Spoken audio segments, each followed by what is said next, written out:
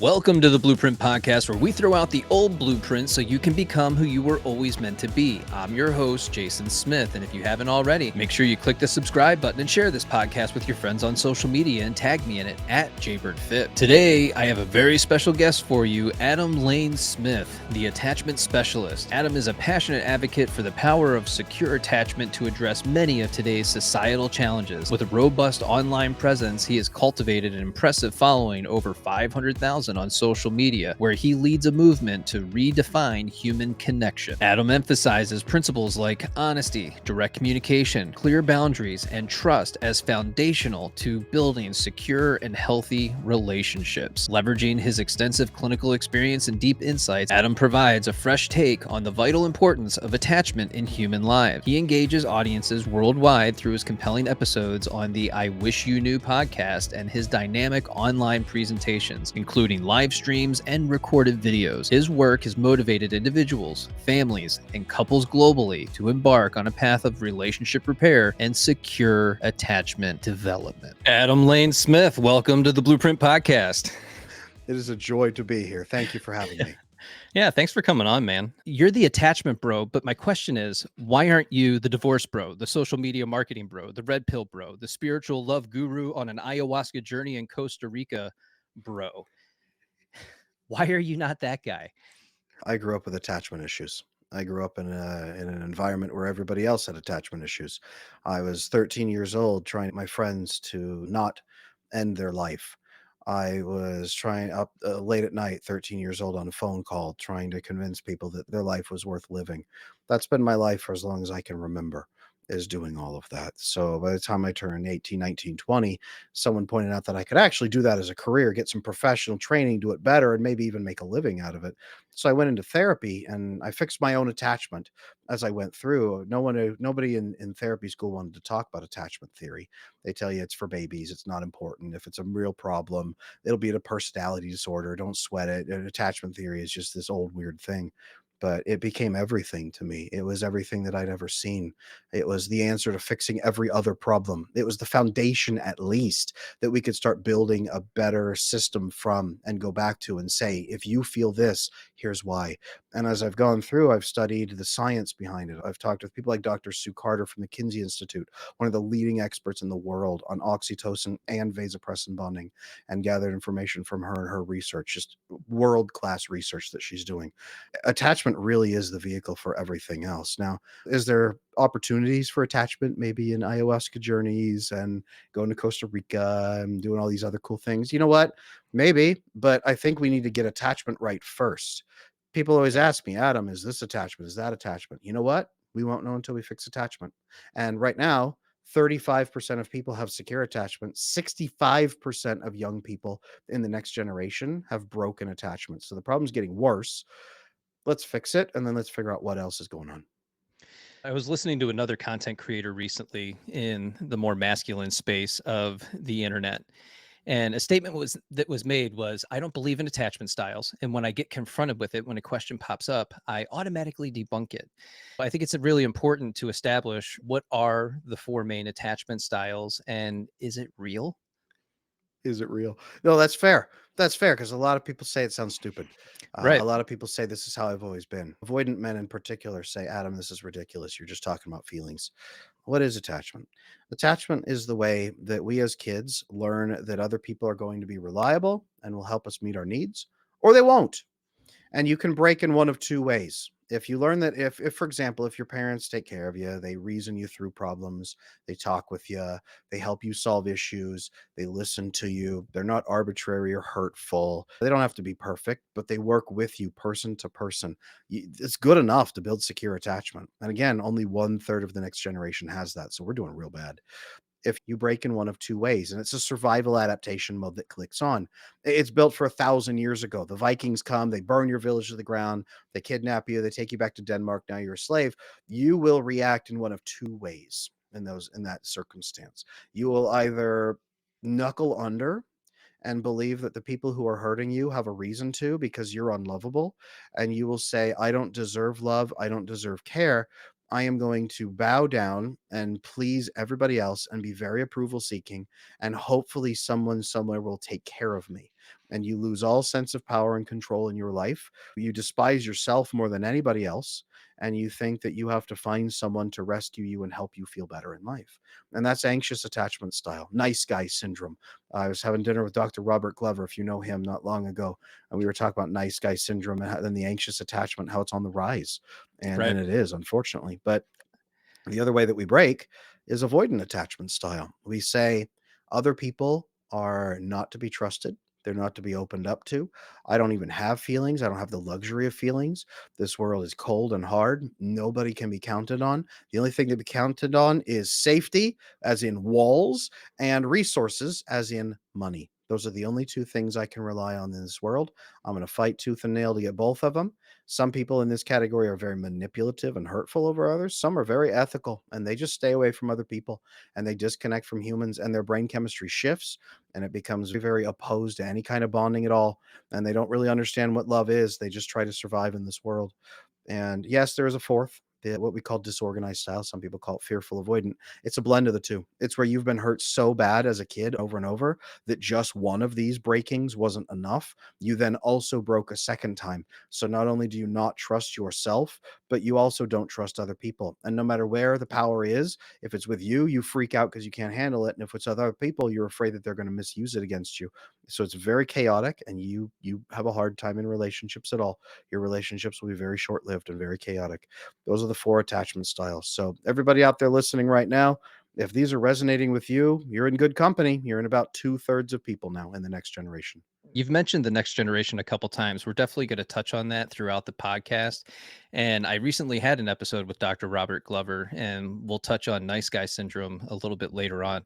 But we're going to bounce around here and there with some things. You had a Twitter post recently. Most of the relationship skills you learned from your parents are not relationship skills at all, they're leftover trauma behaviors from several messed up generations. Can you expand on that? Yeah, absolutely. Have you noticed that the baby boomers are not very good at staying married? Oh, yes, I Have you have. noticed that the baby boomers have some weird resentment toward their own parents? And it's just, and they can't really pin down why they have Eh, resentment. They just do.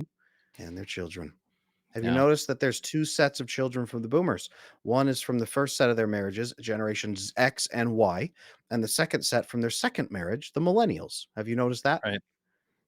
Yeah. Oh, This yeah. is not to say it's the boomers' fault, but I mean, 100 years but ago, 110 years ago, we had this little thing called World War One. At the same time, we had this little thing called the Industrial Revolution.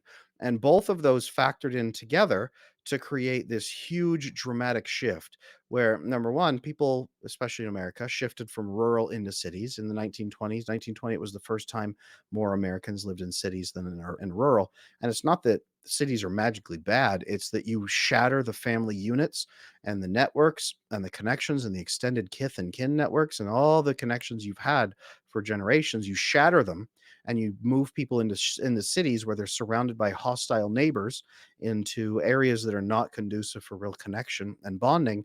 And then you have them work 16 hours a day. It was actually in the 1910s and the 1920s, it was common to have a 180 to 100-hour work week for the average worker. It wasn't until Ford came along and created the 40-hour work week that it really cut down. And he was actually sued by his rivals for that, because they said it was unrealistic to work your workers so little and pay them so well. So that people don't realize that our ancestors were working 100 hours when they went from family farms, friends, family, people they grew up with, getting married to the girl next door, into factory jobs, working 100 hours a week in conditions that would leave you mutilated and broken, where you could only drink yourself to sleep at night just to get up the next day and do another 16-hour shift, and that your wife and kids were aliens to you, and your kids would grow up in ghetto neighborhoods with surrounded by just flocks of other kids that didn't have the family connections they needed either. And this was one generation that experienced that drastic overhaul. Then we rolled into World War One, which was a meat grinder, and it killed a tremendous number of men and left the rest of them just shell shocked, where they would watch their friends be shredded by artillery shells this big that would then explode into shrapnel this big that would shatter out and puncture holes into the dozens of men around them. And you'd watch your best friend turn into like a fine red mist right next to you. And you'd go home and bury like his finger, because that was all that you could piece together. So that was that generation. We call them the silent generation, or the lost generation is usually what we call them. And next came the Dust Bowl and the Great Depression. There was the Roaring Twenties in there to try to binge on dopamine to forget the pain. But then the Dust Bowl, the Great Depression, more loss, more tragedy, more hurt. That generation managed to survive that. Then they rolled into World War II, and that was a hell on earth as well. Another meat grinder where we just destroyed and obliterated men with all new kinds of weapons, and just an absolute slaughter fest. And this is the greatest generation, the silent generation, the lost generation, the greatest depression, or the greatest generation, just barely surviving. And what they taught their kids was stay tough. No one's coming to help you. You have to save every little rusty nail because you may never get another one. Shoes are a luxury. Me feeding you is my measurement of love for you. Don't talk to me about your problems or feelings because I have to work an 18-hour shift and my arm got ripped off yesterday. Yeah. So that was the parenting system back then. I'll give you something to cry about. And then they raised the boomers. And the boomers grew up in a world of wars that they hated, arbitrary political wars that they hated overseas for various reasons. We can argue about that if we wish, but they didn't agree to them. They grew up in a world where their parents were just, hey, I'll give you something to cry about. How dare you have feelings? I will give you this can of rusty nails as your inheritance. And half of the boomers got it and understood that was love and that you had to knuckle down and try to survive. Half of them understood. Half of them did not. And they said, screw the man. I hate my parents. I hate everyone. Authority is evil. Anyone having power over me is evil. Marriage is evil. Family is evil. How dare you have responsibilities and expectations for me? They're currently tripling their divorce rates, by the way, in their 70s and 80s. Many of them are just waiting for their spouse to die because it will be more convenient than going through a divorce. And that's the baby boomer generation. Their first sets of kids, Gen X and Gen Y, they were raised for a world that does not exist anymore. They were raised on family values. They were raised on conservatism. They were raised on patriotism. They were raised on all kinds of things people are nostalgic for. That world was obliterated. And the baby boomers divorced their families and said, hey, sometimes love just doesn't work. And Gen X and Gen Y said, what do you mean? Love is supposed to be a great thing. Families forever. You told us that. Yeah, it doesn't work out. Here's some money. Go watch a movie. I'm going to go bang this chick next door. And that was the second wave. Then they rolled into banging their mistresses, and the mistresses that they cheated on in the first marriage, now they married them and had the millennials. And they said, man, my first set of kids, they're weak. They're pathetic. I will not raise kids like that. I'm going to harden these guys. I'm going to toughen up this next generation of millennials. And man, do they hate each other. Millennials have been raised in a family system that doesn't work. They've never seen a functioning family, really, most of them. They haven't seen a system where the family stays together. A lot of them are second marriage kids, or the earliest millennials are first marriage kids that then quickly broke up. Most of them have not been raised on family values or family anything like that we're all nostalgic for. They just understand everybody for themselves, do what's good for you, get what you can and get out.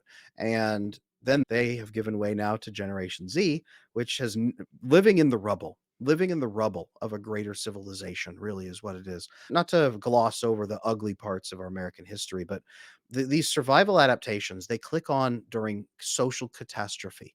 They click on when our environment is so broken that we will not be able to survive with other people. We have to try to knuckle under or we have to fight for scraps. So the fact that 65% of the next generation is in survival mode for a catastrophe tells us the collapse has already happened. It's just that our systems are keeping the corpse alive. And we are living in the ruins of a civilization, is what we are. So that is why I say parenting now is really just survival adaptations. We are trying to relearn what it looks like. We are trying to understand how to love our kids. We are trying to understand how to give them secure attachment so they can build something next. And on the ruins, they can build over the ruins of Rome with the new buildings of London, of Paris, of whatever their building will be. But they are going to have to build something new, and we have to give them those skills. What does the outlook actually look like for Gen Z? It's an even worse meat grinder than we can really comprehend.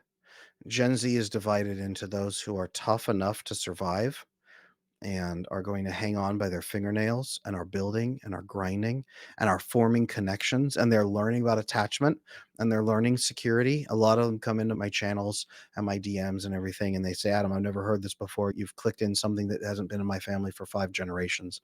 And they're learning. There's that pool. And I believe they will make it. I really do believe they will build something phenomenal coming next. Not a utopia, but the next great real civilization that I think is coming. And the other half are so collapsed into this idea that everyone else must cater to my feelings, that everybody else must respond to me, everybody else must do what I need them to do, or I can't live my daily life.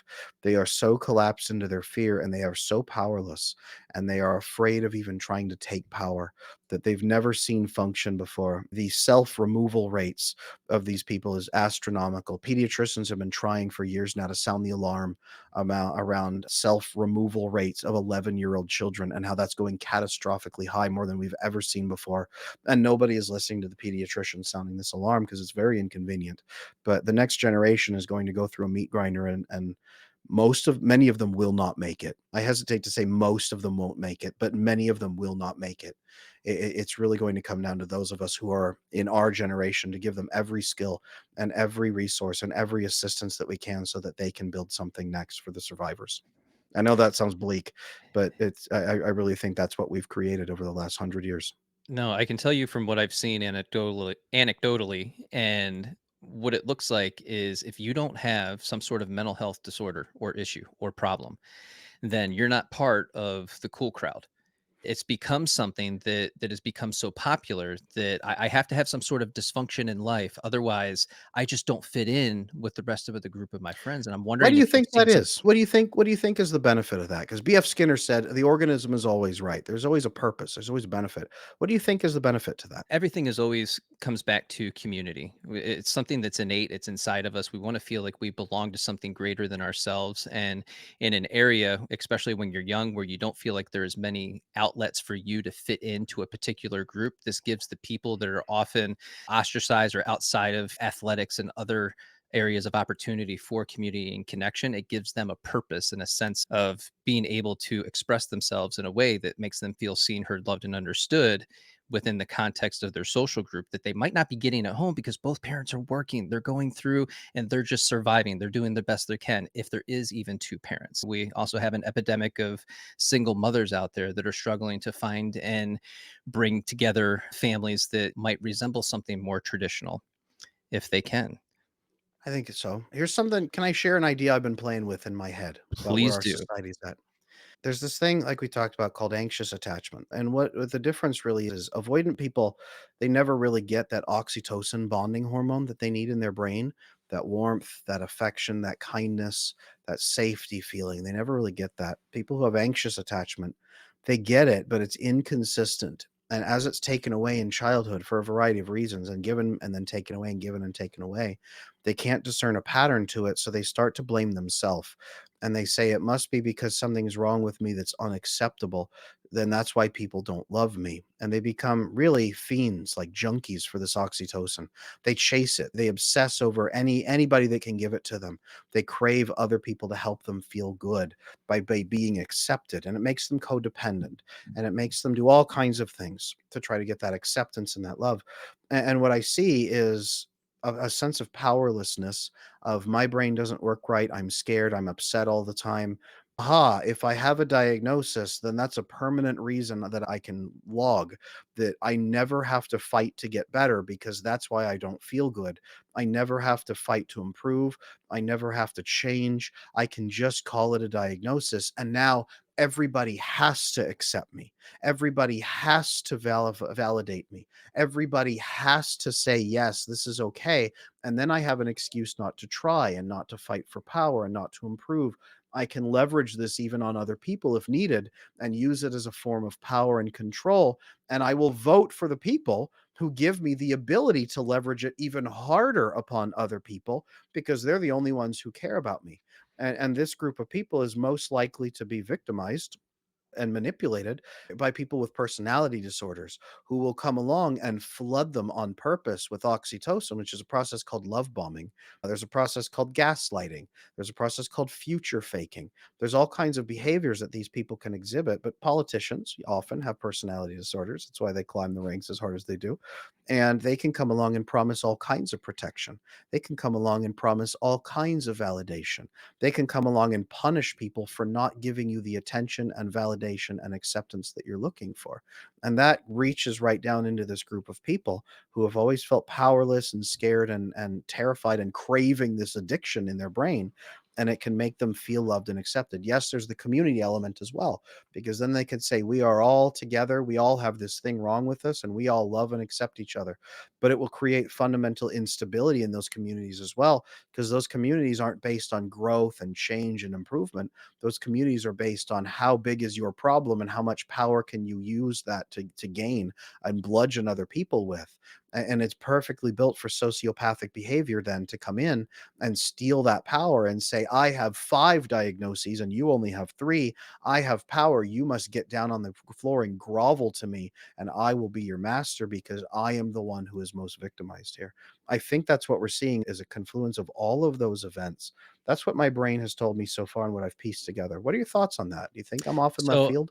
I don't think that you are, because I can tell you from what I saw in my time in law enforcement, there's a very similar story across the board of people who are in that poor and poverty stricken area where there is a mother and she is off working. She's a CNA. Mhm. She's working so many hours a week, and there's four other children that have to be tended to and cared for. That's usually where a friend, a neighbor, or a family member who is deeply inconsistent in all the wrong ways, maybe they're around, maybe they're up the street hanging with somebody else having a conversation. The kids are left on their own to have these experiences and to go through life, and that can be extremely detrimental to their physical, mental, and emotional growth, to not feeling like somebody's committed to them, that they're there for them, that they're going to be for them, that they can trust other people in this space. And so then it can feed into this victim mentality of somebody's going to come and save me one day. I'm in this place where I have this dream, I have this hope, I have this wish that, oh man, just one day somebody's going to save me. And as you grow up and you navigate that environment and you get to this place, you do fall prey to people that recognize that area of weakness inside of you, or that place that they can exploit, and they use that, and you are always constantly looking for that. And that's why we look to politicians in that same space and say, please help us, save us, protect us, do something for us to help us rise above to that next level, because we so desperately want to be there. And I have 2 thoughts from that. One, that's I call that the wizard mentality. A wizard is gonna come save me someday and tell me that I'm special. That's why Harry Potter was so popular, was he was this broken down kid that saw a wizard came to save him and launch him into this wonderful life. Gandalf from Lord of the Rings, same thing, although very different story.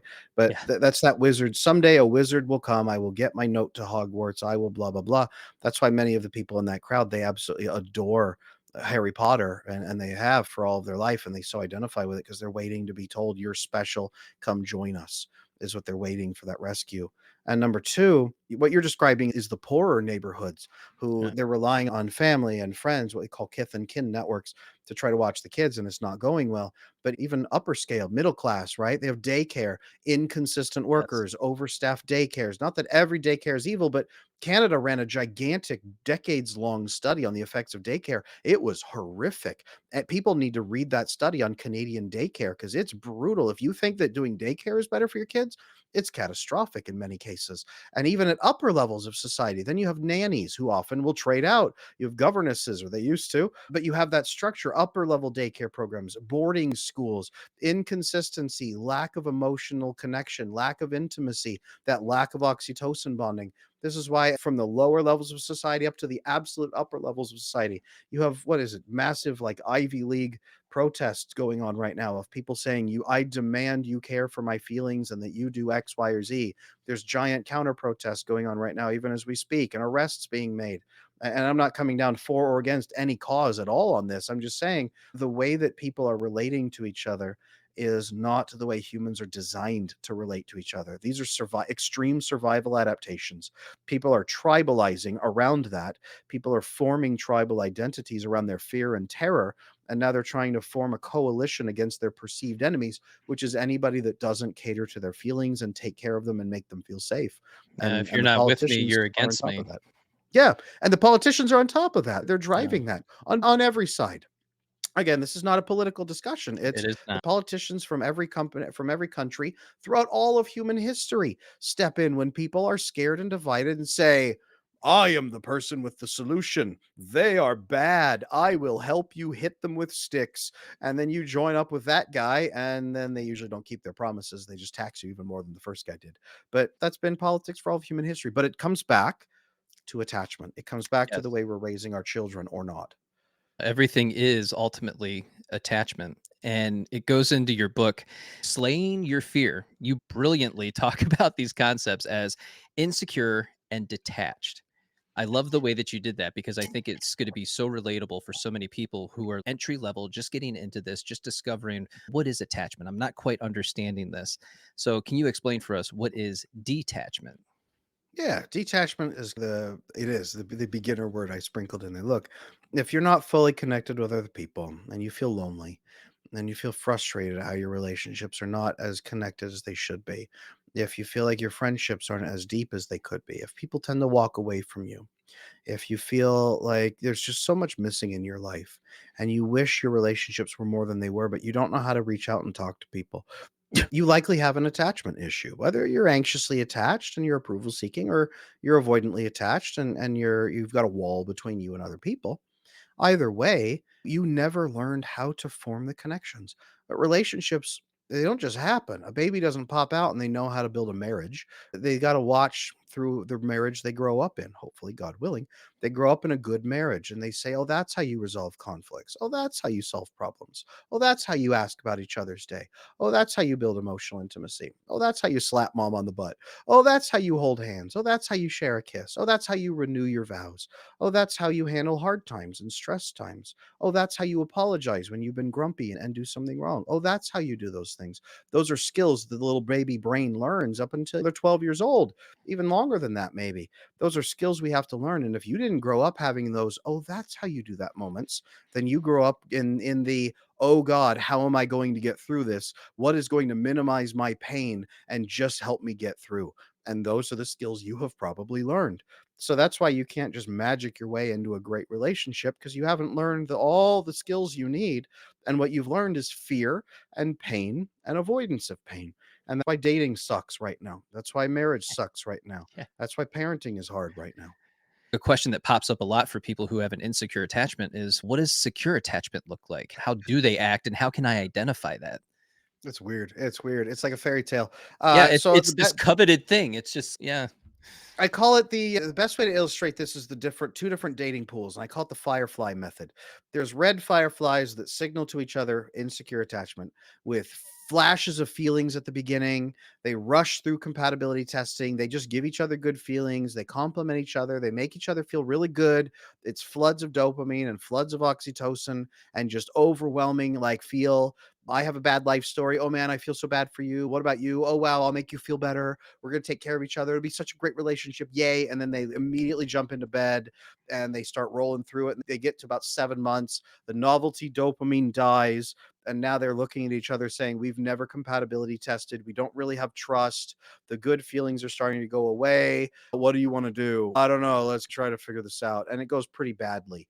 Even if they do manage to make it, they'll end up divorced usually down the road 10, 15 years in, sometimes 20 years. I wrote a book on that, Exhausted Wives, Bewildered Husbands, that it just destroys your relationships. This is why 98% of dating relationships tend to break up right there, is about 5 to 7 months in, the novelty dopamine dies, the avoidant person checks out, the anxious person feels crushed and overwhelmed and says, I hate my life, I don't want to live, and everybody is depressed and miserable. And then they go out and find new partners on the apps. And that's what the apps are right there for. Secure attachment. How is it different?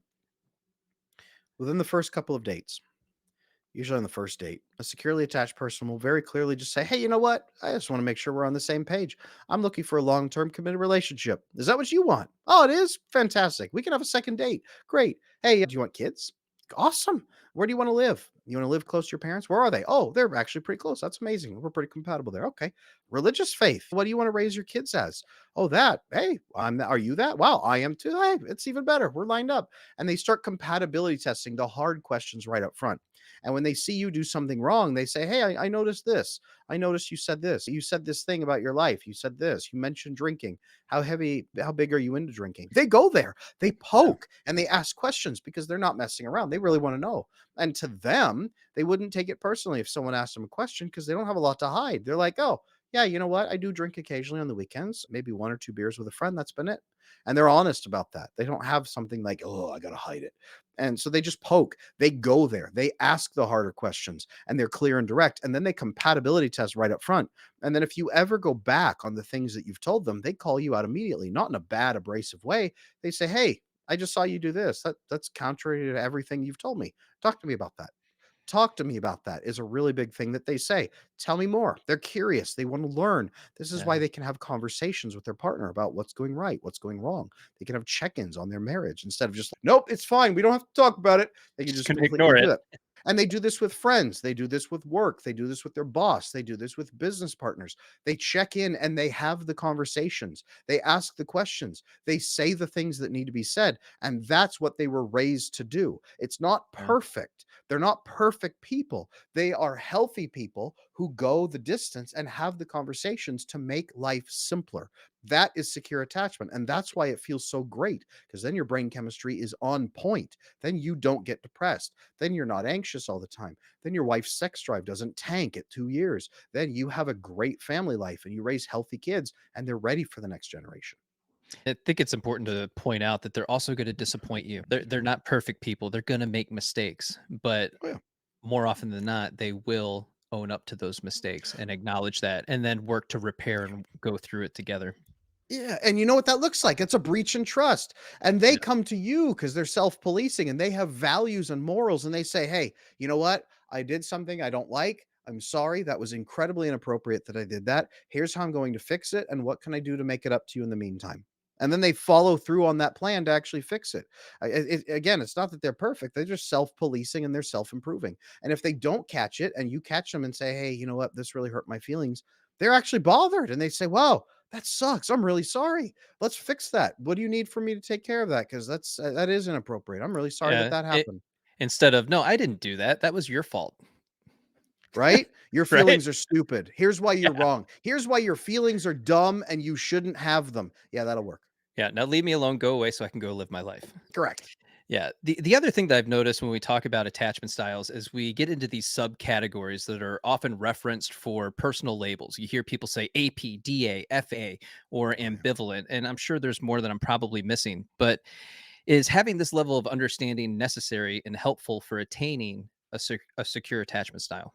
On my first few years of working as the attachment specialist, I refused to talk about attachment styles at all. That's why when you go through Oh, I my bet. book, Slaying Your Fear, you go through Slaying Your Fear. I not once in there do I talk about attachment styles. Not once. Yeah. Because if you start dishing out attachment styles, then the zodiac girls and the astrology girls on TikTok pick it up and say, "Oh, I'm an Aquarius and an anxious attacher, a Yeah. preoccupied anxious attacher." Right. And then it becomes their label. And then they say, "I never have to change. You have to change and you accommodate me." And that's what happens. And that is the death of growth. That is opposite of everything that is true. You can and must become securely attached. Wherever you begin is just the label on where you're starting. It's not even a label. It's a constellation of behaviors that we have a name for that you can then begin improving step by step. That's all it is. It's not a diagnosis. It is not who you are. It's how you have behaved. Fix that behavioral pattern, change your brain chemistry, build better relationships, and then you are no longer insecurely attached. Whether it's DA or FA or whatever you may be, become securely attached. It's what we call earned secure. Maybe I didn't grow up securely attached, but I have earned my secure attachment. Build that. That's the goal. Don't Yeah. settle for less. Amen, brother. Say it louder for the people in the back. Oh man, a lot of what I focus on in my content is I create memes around attachment and other relationship behaviors. I focus more on the behavior because if I can get you to identify that, if I can get you to see it, if I can show it to you in a way that's a little bit funny and it makes you laugh a little bit and it makes you think back on some of your past experiences and go, ah, that's what that was. That's what I was experiencing. And then you go and you read the caption and then you come and you listen to this episode with the attachment bro. All these things, we're connecting the dots as we go through the process. So the people that are unsure of what they're experiencing or that, do I need a label? Is that going to be helpful for the men that are out there that are struggling with nice guy syndrome and anxious attachment? This is a great place to start with the memes to understand the behavior. I love that. It is a process. No, you need to know where you're starting, but Yeah. it's, "Hey, why is my car not running?" You don't say, "It identifies as a broken radiator," and that's just what it's gonna be. I'm gonna have to drive a car with It's no like that radiator. forever. Yeah. No, you don't say that. You say, "You know what? My radiator is broken. Let me fix the radiator and, either slap some JB Weld on that thing and so it doesn't leak or get a new radiator or whatever I'm gonna have to do, but the car itself needs to run." We need to get your car into a functioning car so that you can have a working car, and not just a car that limps along, grinding and scraping and spewing flames. We need to get you a car that is working effectively. Let's swap out the parts that don't work. Let's replace those things. Let's lube the pieces that are grinding. Let's Yeah. fix this car so you have a great car, And right? it Let's doesn't do matter that. how old the car is. I got my oldest client I ever had came to me was 78 years old. She Yeah. was terminally ill. She was on 27 medications per day just to stay alive. She had 3 kids, she had 9 grandkids, and she had some like 30 great grandkids. And but she didn't have long to live. And she said, "Adam, am I too old to fix my attachment?" And I said, "If your goal is to live a hedonistic life full of pleasure, then yes, you are too old. But if your goal is to build a good life going forward where you have wonderful relationships and to pass those on to your kids as wonderful attachment and great relationships, heirloom skills, and teach your grandkids and great grandkids how to be a loving, fulfilling family so that the legacy when you pass away is a wonderful family that works together in this hard world, then no, it is not too late. Let's begin immediately." And you know what? Over the course of a year of us working together, she got sicker, but her family got stronger and healthier, and they grew together and bonded. And by the time she passed away, her family was right. They were ready to survive without her. They were stronger. Some of them had quit addictive behaviors. One of them had quit an abusive relationship she was in, and they were building a great family system going forward into the future. So, no, even if you're 78 years old, terminally ill with a year to live, it is still a right investment to fix your attachment. Now, you brought up a really important point there, is that survive without her. Can you go a little deeper on that for me? Oh. Do you have kids? I do not. Okay. I have 5. I have 5. And that's to start, right? That's the Yeah. appetizer. We're gonna have 50 more or something. I have 5 kids, and legacy is on my mind all the time. I do not want a family system where my children can only survive because I'm propping them up. I don't want a family system where I'm chasing them and making them do the right thing. And I've seen all of the people in the generations before me, their parents die, and then all the boomers start fighting and squabbling over every little pen and every little scrap of money and every little piece of anything. They start bickering and fighting, and the family rips itself apart and they won't speak to each other anymore. I don't want that for my family. So we need to build that forward, going forward, that your kids will survive without you and that they will actually work together as a family without you so that family doesn't just detonate with the death of the elder. The family grows, and yes, they'll mourn, but then they remember all the great things you taught them and they work together as a family. One of the most powerful things in this world is a unified family that becomes a force for good. That is what our world is built on. It's what the best changes have come from in all human societies is healthy families building together. If you can build, that is your legacy. I love that. Another thing that you mentioned in your book in context to that was they're not going to put your gaming profile on your tombstone. And taking this back to young people for a second, it's so true because it's like, what kind of life are you living? And who are you as an individual? What is your actual self image? Who is your ideal self? Are you willing to take the steps that are necessary to fill the gap that's in between that? Yeah. To build who you are as a person instead of taking all of this time away that you can never get back with your family, with your friends, with the people that are most important to you, with developing a legacy for yourself. We're so tied up in the coping mechanism of life, just trying to get by, just trying to survive, just trying to go unnoticed and not have people attack me all the time. I just want to live my life, leave me alone. And that kind of goes along with the incel community that I haven't really talked about in any of my other content, but I know that you've touched on it. I was hoping that you could just speak to them for a moment, and how would you help Yeah. them? Man, I my heart goes out to guys who are struggling in the dating world right now. It is an absolute hell on earth for most guys in the dating world right now. If you have anxious attachment style, or if you are ethically avoidant, where you don't ever use any manipulation tactics, you're just really afraid of getting hurt, so you stay away from other people.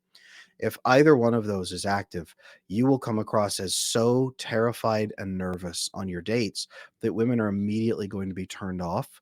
because they think there's something unstable about you. Women are not going to want to give you much connection time at all.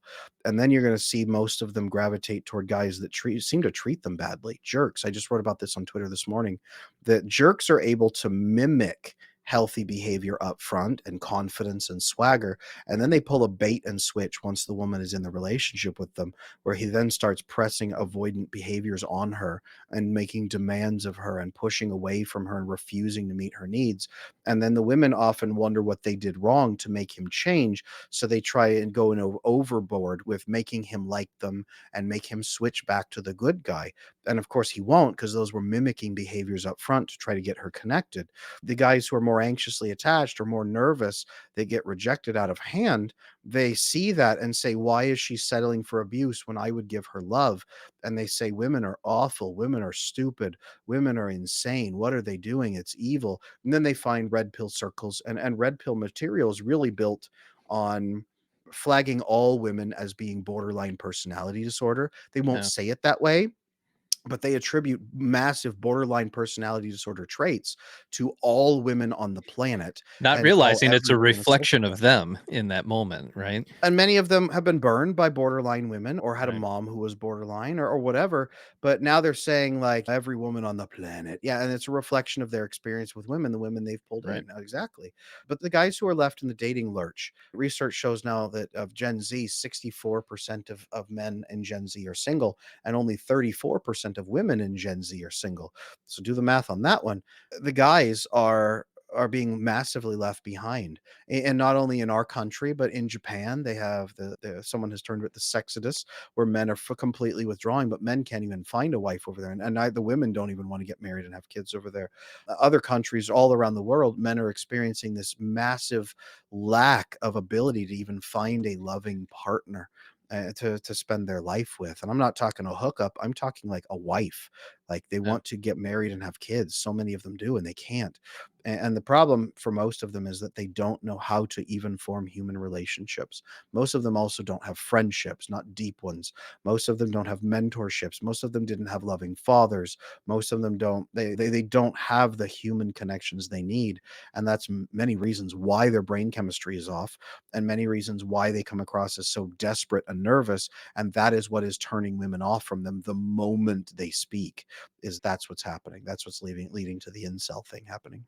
And they've also connected themselves to things like pornography and other things that help them feel connected to at least something that's outside of them. Yeah, and unless we just blame the men, yes, there are awful women out there. The majority of women are not awful. The majority of women are actually anxiously attached and are desperately craving approval and connection, and they don't know how to feel like someone cares about them unless that person's flooding them with good feelings right up front. And that's what they're looking for. And then they crave to be approved of, and they throw themselves into that relationship.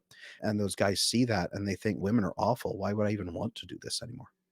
For so many of us who identify with an insecure attachment style, we all started in the same place, the book Attached by Amir Levine. Whether that was given to us by an ex girlfriend who sent it priority mail, or somehow we were looking for the answers and we came across it on our own. Every few weeks, someone will mention that book in the comment section. And I always suggest, hey, go check out this article that was written about the author who said that if he had to do it all over again, he would have been more empathetic to the avoidant. So, in the online space, we demonize the avoidant to such a high degree. And I want you to share your experience with that in your own comment section.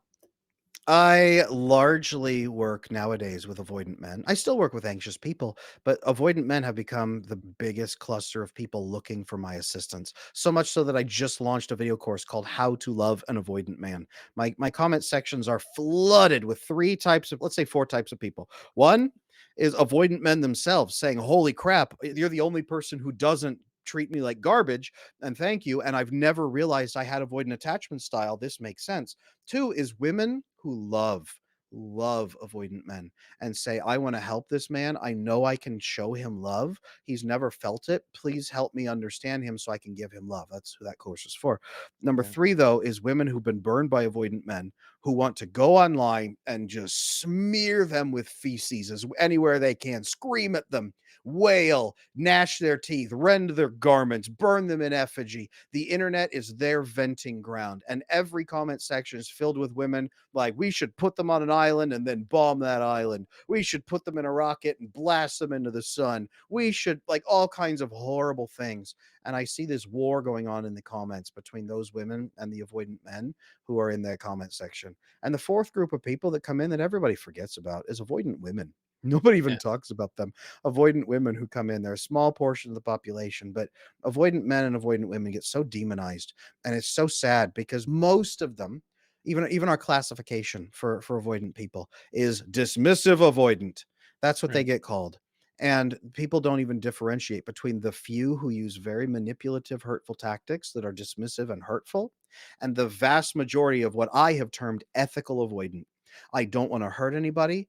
I don't want to get hurt. I won't manipulate people. I would be sad to hear that I had ever hurt anybody. I really just want to figure things out, and I focus on risk, and I'm trying to stay safe. And that's really what they're doing over here is security and safety and away from drama. And that's the vast majority of them. So all those people out there who want to demonize, all you're going to do is alienate. All you're going to do is make things so much Yeah. worse. Do we really need more alienation in our society and more polarization? I Don't think think what we we need to do. do is have a conversation. Yeah, I totally agree. I recently had on Dr. Robert Glover, and we discussed no more Mr. Nice Guy. And what an awesome conversation that was to be able to have that with him.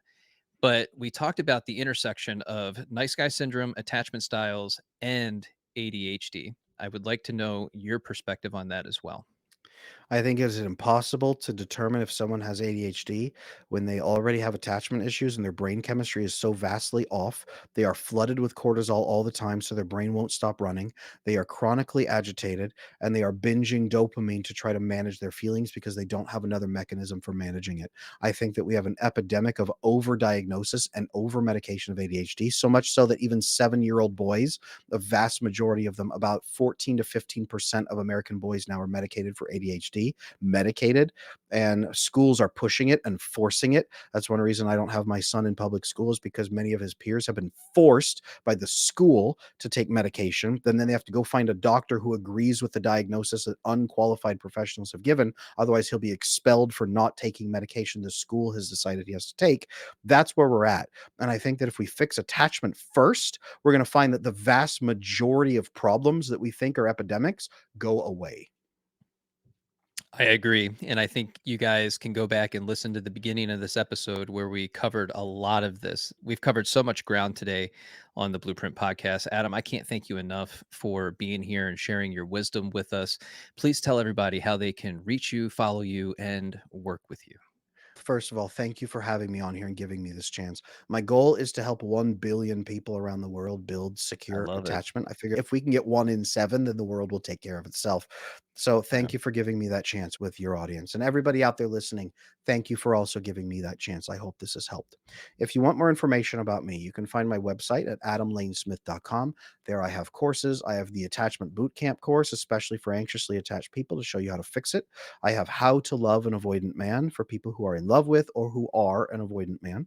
I have my coaching. I have every material on that website you need. If you prefer videos and you prefer long or short form, I'm definitely on TikTok as at Attachment Bro. I'm on Instagram as at Attachment Adam. And I have a whole YouTube channel at Attachment Adam where I have extended guides for all these attachment and relationship pieces. Check it out, And and I'm here to help. And you also have an amazing Twitter feed that if you guys aren't following that, Twitter, X, whatever you want to call it, I don't care. I'm not arguing about this. So calm down in the comment section. But it's absolutely amazing. You could sit there for the next several hours and just go through each one. And you're going to be like, yep, I've done that. That's me. I've experienced that. Man, that makes a lot of sense. Thank you for putting that out there for us to read. It's an education to go through that. So definitely go check that out, guys. Thank you. Adam, thank you so much, man. Thank you.